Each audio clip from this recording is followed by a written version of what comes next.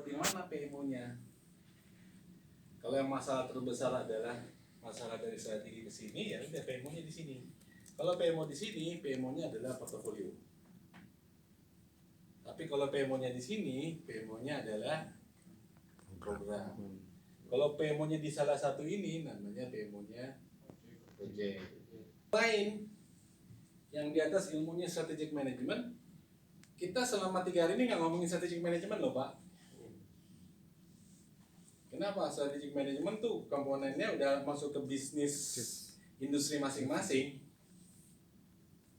Tapi kalau sudah tahu where we want to go, baru kita ngomongin prioritizing. Untuk bisnis yang kayak gini, kita mau apa saja yang kita dapatkan. Nah, gambar yang ini sebenarnya mirip dengan gambar yang ini, cuman di sini saya gunakan supaya bisa lebih sederhana. Ya.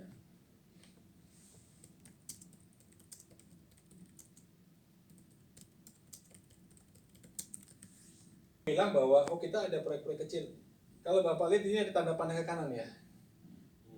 Artinya dalam operasional juga tiba-tiba kita ingin perbaikan yang kecil-kecil, berarti kan itu proyek ya. Karena di sini kita nggak ngomong capex sama opex. Oke, untuk simplifikasi ini opex ini capex kan ya. Tapi kalau dalam pendanaan di sini pun bisa ada opex. Karena it's very small gitu. Jadi ngapain? Nah, sekarang pertanyaannya, mana yang mesti dimasukin ke PMO? Decide. Nah, dipikirkan aja mau yang mana. Kenapa ini ada? Karena kita punya resource yang terbatas. Jadi kita harus membalance tuh antara yang ini dan yang ini. Karena duitnya kan terbatas. Kita banyak ngambil tools dari sini. Khususnya dari project ya. Project, kita mulai dengan tools-tools yang saya gambarin ya. Dan harus diingat bahwa tools-tools tersebut itu juga digunakan program charter daripada ke project charter. Kenapa ini perlu? Ini tanda mulai bahwa tanda ini resmi. Karena di sini nanti kan akan menentukan siapa, apakah fungsional, apakah terdedikasi. Karena ada tailoringnya ya kan. Tailoringnya apakah kita menggunakan prediktif atau yang adaptif. Oke, di sini. Terus kita bikin WBS. Ternyata teknik membuat WBS, Work Breakdown Structure, mirip dengan membuat PBS, Program Breakdown Structure. Cuman kalau di Work Breakdown Structure komponennya adalah deliverable, kalau di Project Breakdown Structure komponennya adalah project. Kalau di Program Breakdown Structure ya, sama Pak tekniknya. Terus kalau di program perlu juga Pak Budaswat. Di program juga perlu communication plan.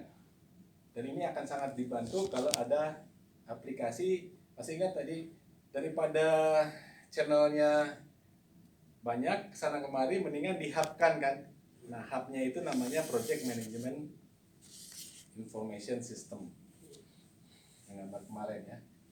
How long untuk yang prediktif pakai how long, kalau yang adaptif pakai Kanban.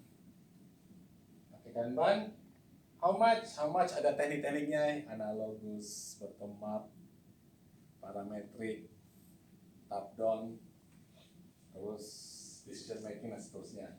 How sure itu tekniknya sama persis kayak kita exercise kemarin. Risk. Cuman risk jangan hanya yang ke bawahnya aja ya Pak. Ya, jadi kalau yang ke bawahnya aja itu namanya risk yang ada di KBBI.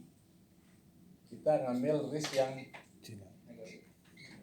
WC aja Pak ya, yang WC aja. WC itu gimana sih Pak? WC ya, WC. Apa tuh? Dimana ada ancaman, di situ juga ada kesempatan. Kecenderungan orang mikirin yang ini aja Pak. Saya juga hampir 2 tahun.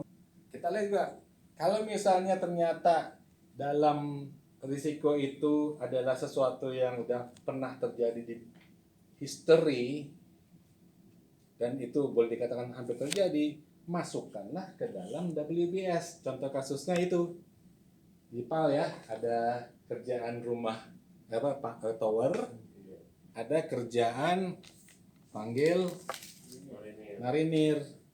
Masa Pak bikin kapal ada bikin tower sama marinir gitu kan.